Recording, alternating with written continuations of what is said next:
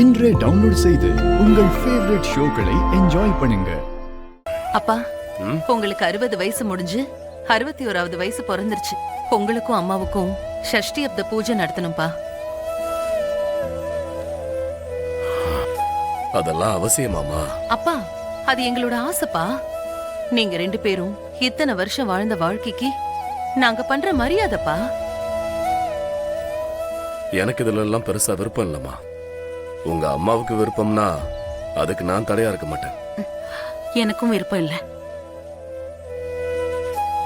சஷ்டி அப்த பூர்த்தி அன்னைக்காவது என் பிள்ளைங்க எல்லாரும் ஒண்ணு கூடணும்.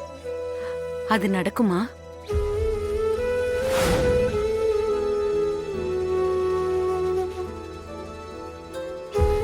என் மூத்த மக இந்த வீட்டை விட்டு போய் 25 வருஷம் ஆச்சு.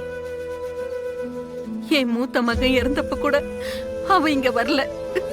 இந்த வீடு உறவு எல்லாத்தையும் தூக்கி எறிஞ்சிட்டு போயிட்டா. என் பேர குழந்தைங்களை பாக்குற பாக்கியம் கூட எனக்கு கிடைக்கல. அவங்க எல்லாரையும் பிரிஞ்சிருக்கிற வழி எனக்கு தான் தெரியும். அவங்கள விட்டுட்டு இந்த ஃபங்க்ஷனை நடத்துறதுக்கு நான் ஒத்துக்க மாட்டேன்.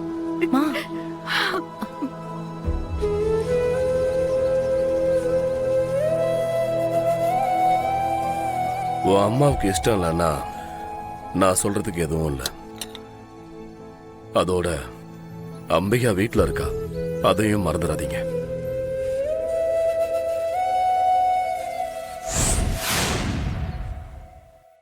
அப்பா அம்மாவுக்கு சஷ்டியப்ப பூர்த்தி நடத்தணும்னு நம்ம நினைச்சது நடக்காத போல இருக்கு.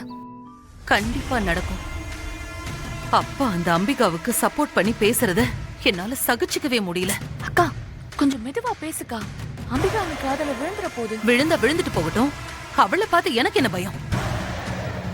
மூத்த அக்கா நம்மளை விட்டு பிரிஞ்சு போனதுக்கும் நான் ஒத்தையா நிக்கிறதுக்கும் உனக்கு கல்யாணமாகி இன்னும் குழந்தை பொறக்கல.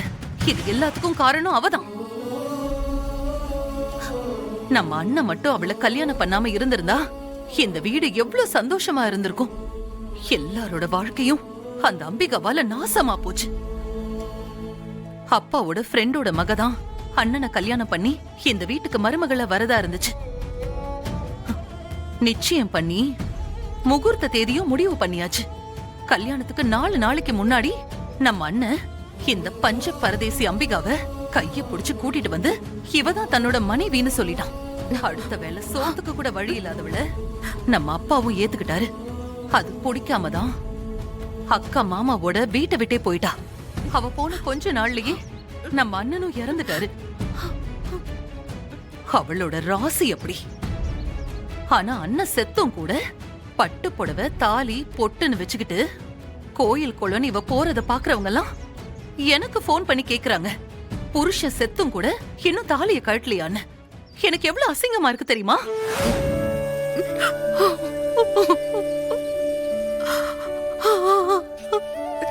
சாகும்போது என் கைய பிடிச்சு நான் இல்லைனாலும் உன் கழுத்துல இருக்கிற தாலிய கழட்டிடாத, பொட்டு அழிச்சிடாதன்னு என்கிட்ட சத்தியம் வாங்கினீங்க.